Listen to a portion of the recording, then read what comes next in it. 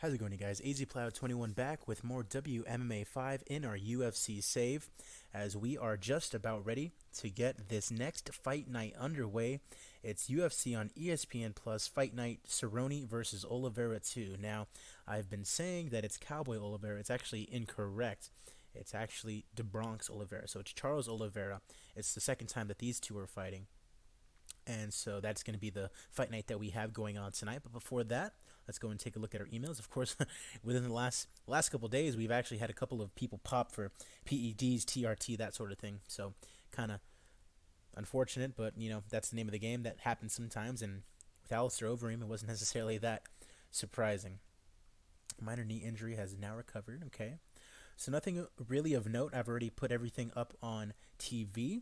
Of course, this is our fight night we got going on this week. Take a quick look at the prelims if you would like to. And then next week we have Joanna versus Tatiana Suarez. That'll be a pretty good one in Washington State. Prelims for that one as well. But as far as everything else is concerned, we can just go ahead and get things started with this fight night. Of course we have this fight night, and then we have Joanna versus Suarez, and then we have UFC 250 Usman versus Masvidal. That card I will be streaming live on Twitch, of course uploading it on YouTube following that, but excited for that one. I think it's going to be pretty good. Pretty big card. Prelims too are very stacked up. Kamaru Usman versus Jorge Masvidal, of course, in the main event. Cejudo versus Sterling for the bantamweight title. Diaz versus Maia. Anderson Silva, Johnny Walker, and Jose Aldo versus Jeremy Stevens. All right. So that's what we're looking forward to in the future. But right now, let's go ahead and get things started with Cowboy Cerrone taking on DeBronx Oliveira in his home state of Colorado, no less. All right, first prelim is Ewelina Wozniak taking on Melissa Supermelli Martinez. Melissa Martinez actually fought in Combate Americas, which is the promotion that Alberto Del Rio is currently running. It says that Wozniak is favored at 3-0. Let's go ahead and see. As Melissa Martinez wins via unanimous decision in what was a poor fight. So Wozniak will probably send down to Invicta after this. Rafa Garcia taking on Mateusz Legierski. Polish, I'm guessing. He is 5-0, taking on 12-0. Couple undefeateds. Let's see who comes out on top. And it's actually Legierski who wins, improving to 6-0, only 23 years old. A good win for him. Let's go ahead and go on. Daniel Tamer taking on Christian Simon. Tamer slightly favored to the 8-1 Simon. Doesn't have a fight team. That might be a reason why. I'm going to go ahead and pick Tamer here, as he actually loses via knockout in round 2. So 7-5 is not the best record. We might be releasing Daniel Tamer following this. All right, Simon is happy to win his UFC debut. Chris Fishgold, who was supposed to be a really good prospect in the UFC, taking on Mateusz, who's here. Mateusz Rebecki. Chris Fishgold, 18-3-1, 27 years old, taking on 9-1 in Mateusz Rebecki. I'm going to go ahead and pick Chris Fishgold here. And he actually loses knockout in round 2 to Rebecki, who is now 10-1. Fishgold, I think that's his second loss in the UFC. All right. Moving on in the prelims, a couple of female prospects, 20-year-olds as a matter of fact. Kay Hansen taking on the Hobbit Corey McKenna. The Hobbit, but Kay Hansen is shorter. That's pretty funny. 6-4. If she were to lose, I'm probably going to send her down to Invicta as well. Just not the best record to be having here in the UFC. Actually, whoever loses is going down to Invicta, and it's going to end up being Kay Hansen, TKO, 31 seconds into round 1. So Kay Hansen will be sending down to Invicta. Corey McKenna improves to 5-1. Congratulations to the young 20-year-old. All right, next we have Darren Elkins taking on Kevin Aguilar. 24-8, the veteran Darren Elkins taking on 17-3 Kevin Aguilar. I'll go ahead and pick Aguilar in this one, as that's actually, in fact, a very poor fight, but probably a lay and pray type of fight for Darren Elkins, as he wins via unanimous decision. And he has a lot of respect for Kevin Aguilar. All right, so what I think is probably the last prelim fight, as a matter of fact, Elias Theodorou taking on Antonio Cara de Zapato Carlos Jr. 10-4-1, taking on 16-3. I'm going to go ahead and take Theodorou here. I'll go ahead and see who comes out on top, and it's actually Cara de Zapato. So Shoeface. Shoeface Carlos Jr. defeats Theodoro via unanimous decision. And he praises Theodoro for a tough fight. So we have the first fight on the main card underway. Husier Da Silva taking on Dustin Ortiz in the flyweight division. Of course, Da Silva, number 4 flyweight in the UFC. Dustin Ortiz right behind him at number 5. So a pretty important matchup in the flyweight division. I'm going to go ahead and pick Da Silva to win here. Maybe Ortiz picks up the win. I just think that the boxing and jiu-jitsu combo will be a little bit too much. And it is unanimous decision win for Husier Da Silva, 35 years of age, climbing his way back up the rankings. Up next in the middleweight division, it's Ian Heinisch taking on Krzysztof Jotko, 13-3, taking on 21-4. I'm going to go ahead and pick Heinisch in this one, as it's actually Jotko who comes out on top. So number 16 in the UFC, but he's able to probably climb his way into the top 15 with that win there. And I think that's 3 straight losses now that they're coming off of for Heinisch. That's tough. All right, Jotko thanks everybody in the crowd. Next up, we have Alexander Rakic taking on Nikita Krylov.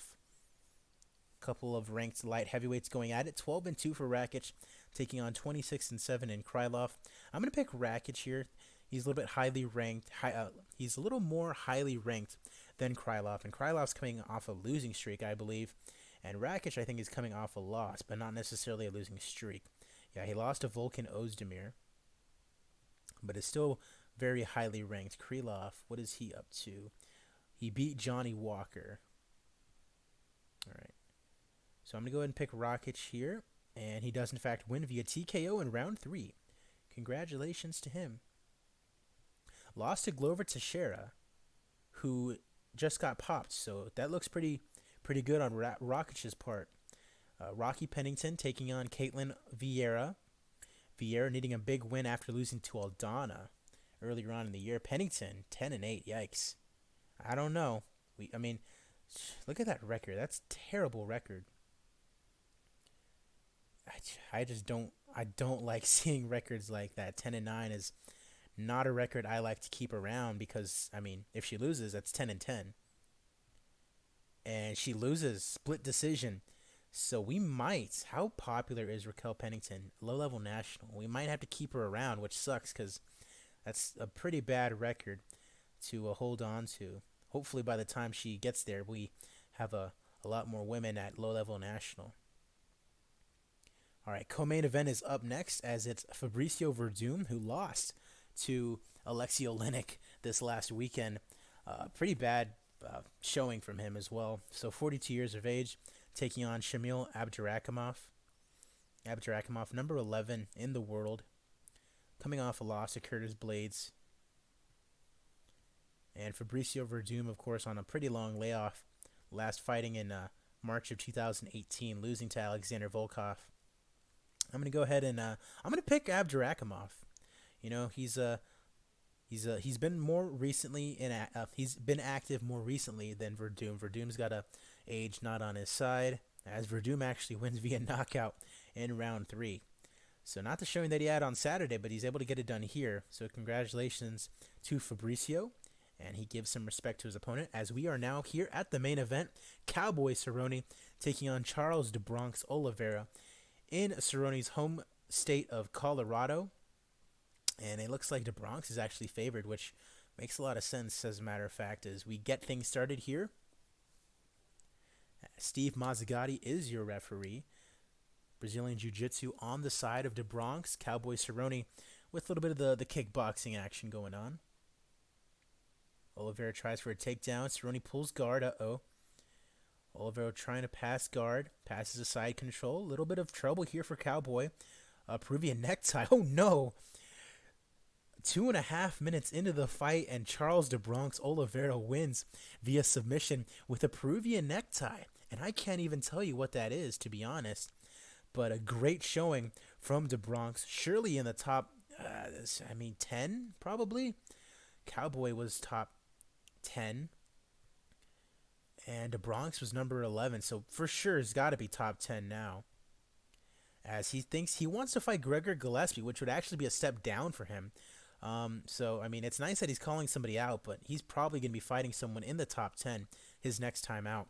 Attendance of 1,000 in Colorado, 76 critical rating, commercial rating of 88. It was a a highly drawing card, and you can take a look at the rest of that there. Fantastic fight, apparently the Jotko Heinisch fight. You'd love to see that. No popularity increases, that kind of sucks. So let's go ahead and see what we want to do for the awards and bonuses. So Jotko Heinisch wins fight of the night. Of course, it's going to with a fantastic rating. Now let's see. With a stoppage like that, I'm thinking Oliveira gets a performance bonus. And then Corey McKenna, 31-second TKO. Knockout by Rebecca, knockout by Simon. Let's see here. Knockout by Verdum. TKO.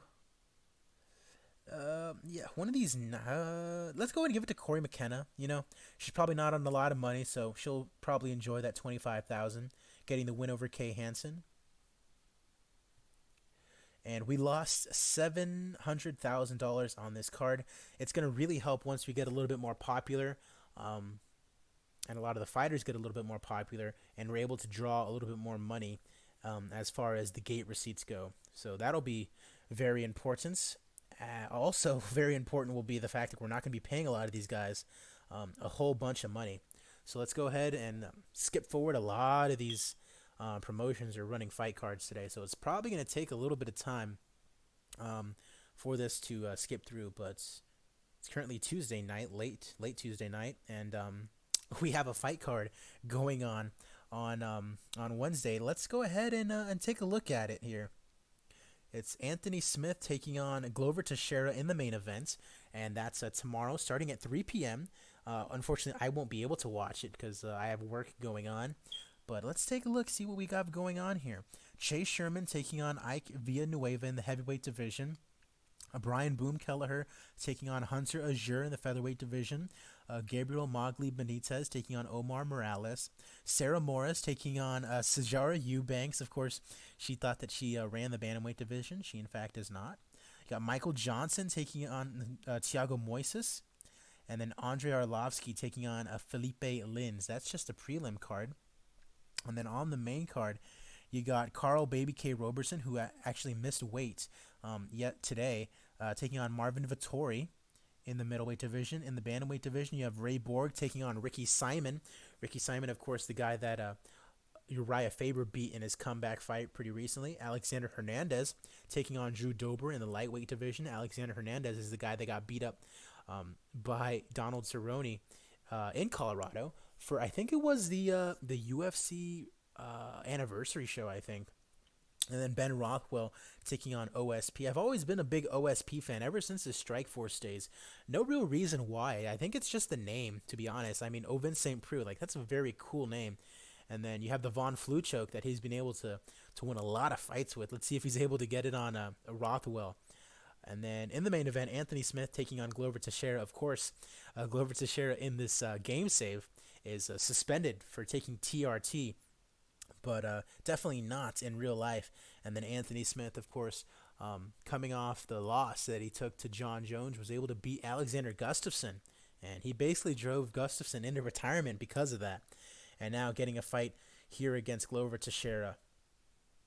I don't know. I really can't tell. It's I don't have any vested interest in really any of these fights other than maybe the OSP fight because I'm kind of a fan of his. I'm gonna go ahead and just go on a limb, just take Anthony Smith. You know, he's on the high. He's riding the high from beating Gustafsson, so I'd imagine that he's probably going to be feeling himself a little bit going into this match. Glover Teixeira is kind of getting up there in age.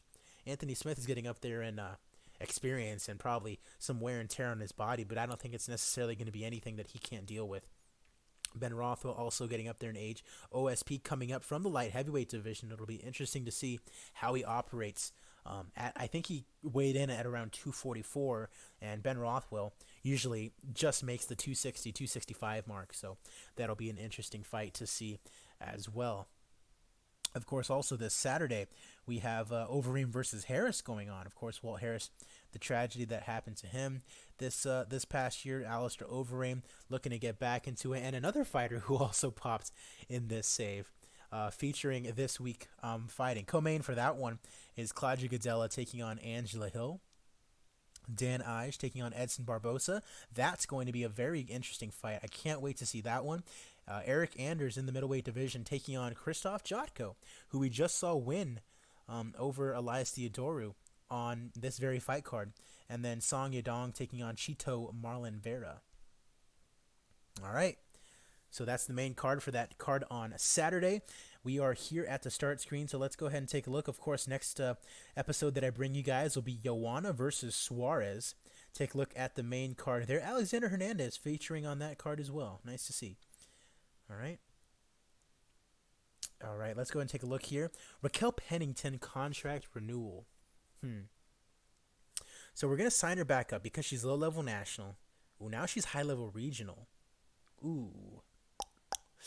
But she's still pretty highly ranked. So let's go ahead and update the rankings and see if that has anything to, if that changes much of anything. Let's go ahead and take a look at that first. A little bit of movement here. Abdurakhimov moves down. And who fought him? Oh, Verdum moves back up. So Verdum's up to 17. Light heavyweight. Rakic moves up 2 spaces. And then Krylov moves down 2 spaces. Jotko up to number 13. Heinisch all the way down to 19. Theodorou goes down as well. No movement at welterweight. Charles Oliveira switches spots with Cowboy Cerrone, who is now 11. Charles Oliveira is now number 7. Ooh, look at Tony Ferguson. Nothing to do there. Maybe setting up a nice fight with him. Mid-level national in America, Charles de Bronx. Or maybe Poirier, who just beat Dan Hooker. That'd be a really nice fight for Oliveira to take. Ooh, and then we can find something for Tony Ferguson to do later. I like that idea a lot. How long is Habib out for? 20 days. Who's fighting him? Oh, it's the winner of Conor Gaethje that's fighting him. That's right. So I'm thinking Poirier versus Oliveira later on. I think that'd be a really cool fight to make. He's out for 34 days. How long is Oliveira going to be out for? 41 days. Because everyone else is booked up. Or maybe Oliveira fights Hooker. Or Cerrone can fight Hooker. Not 100% sure, but a lot of interesting things going on. Featherweight, no movement. Oh, actually, Kevin Aguilar moves down. Amir Khan moves up. Bantamweight, no movement. Flyweight, Jose de Silva is now the number 2. The number 3 and number 4 guys are apparently fighting for the title, so that's pretty interesting. Pantoja. Ooh, maybe Pantoja versus de Silva for a new number 1 contender, perhaps? I think I might have already had it set to Pantoja. Pantoja versus Moreno. Why did I set it like that? Oh, I had it set like that because it was already a number 1 contenders fight. I don't know. How long is he going to be out for? 27 days. Pantoja. 6 days. So let's go back to the handy dandy notebook. Alright, let's go ahead and make that fight somewhere down the line. Let's go ahead and see if we can update any of this. The Calderwood fight is already scheduled. The Ladd fight will technically be scheduled. Alright, Spencer fight, not yet. That's going to be quite a ways away. McGregor versus Gaethje, which is technically scheduled already. Costa, did I already schedule that? Yes, I did. It's in Brazil. Blachowicz. So really the only one that we still need to schedule a title fight for is John Jones. And then the featherweight one. And then after, and then Nama Yunus too. So 1, 2, 3. So there's only technically three titles that still need to be defended. The featherweight at women's, the women's featherweight is going to take a while because Nunes has to, have her fight with Ladd first. So that sucks. Because Spencer's kind of just gonna have to wait around or take another fight. You never know. Uh, I mean, it might just come down to it where she has to just take another fight because I want them to, have things going on. Like maybe Spencer versus Sorensen, we can do that, or Anderson versus Sorensen, because Felicia Spencer is low level regional right now. Sorensen, low level regional, so she'd fight her, obviously. Megan Anderson, mid level regional. I mean, might just have Megan Anderson just fight one of these, lower tier girls just so she can get a win back. Because I want to keep like Spencer and Anderson kind of, high up there. Try to build them up a little bit. Leah Letson versus Alexis Dufresne is already happening. I don't know, like just have something for these, featherweights to do. I could, ooh, you know what?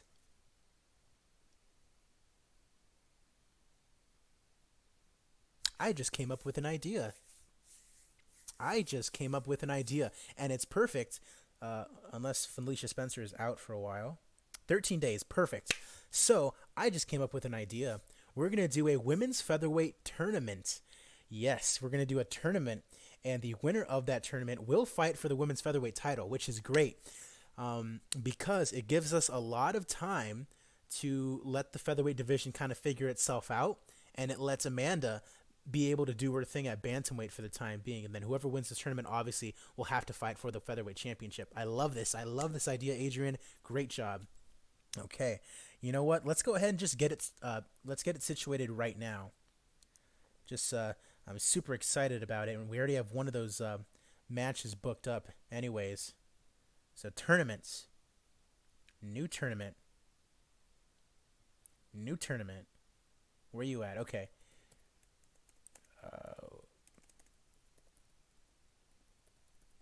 Featherweight contender,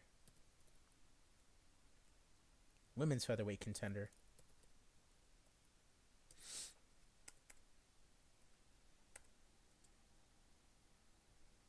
Contendership. Women's featherweight. And then, so I'm just going to do it like the order that it's in. Just, how the rankings are. So Felicia Spencer versus Ione Razafiarison. Cool.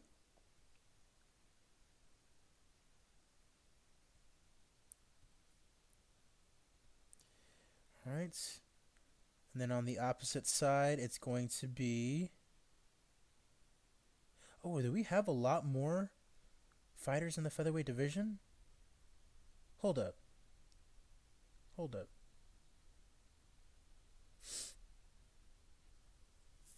Hold up. Who's in this weight class? There's 11 fighters in it. Okay. So we have Dufresne, Amanda Lemos. What's your situation? Okay. So we already have that one scheduled as well. Lemos versus Dumont. Is that it?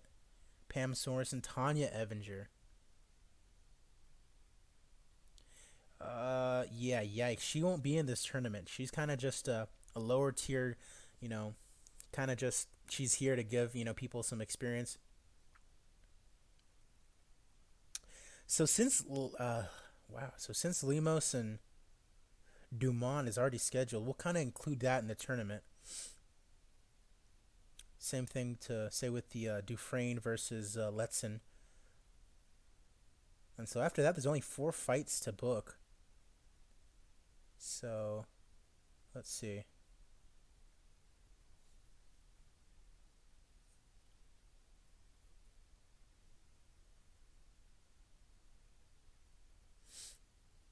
Oh, whoopsies. Women's featherweight. And so we got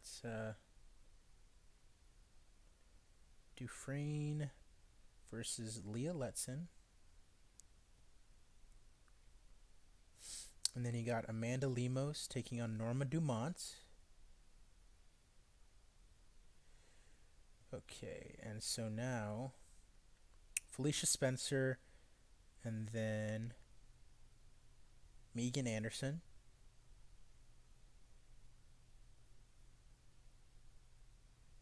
Hmm.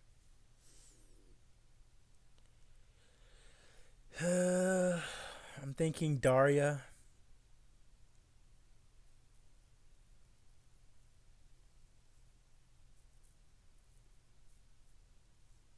Yeah, I'm thinking Daria and Pam Sorensen.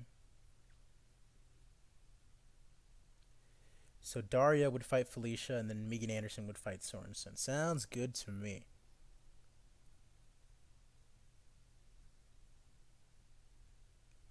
But I mean, Pam can upset Megan Anderson, which I don't know.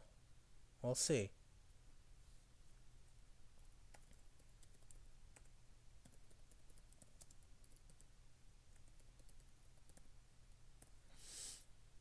Okay. Create, not for a belt. All right, looks good. So we got ourselves a little mini tournament going on. Love to see it. All right, it's Dufresne versus Letson, Blimos versus Dumont. And that fight's actually happening in the next video. This would be a quarterfinal of the featherweight contendership tournament. Yes, let's go. All right. Cool. So I think I was taking a look at the rankings when all this was going on. So let's go back to that. Let's go back down to women's featherweight. All right.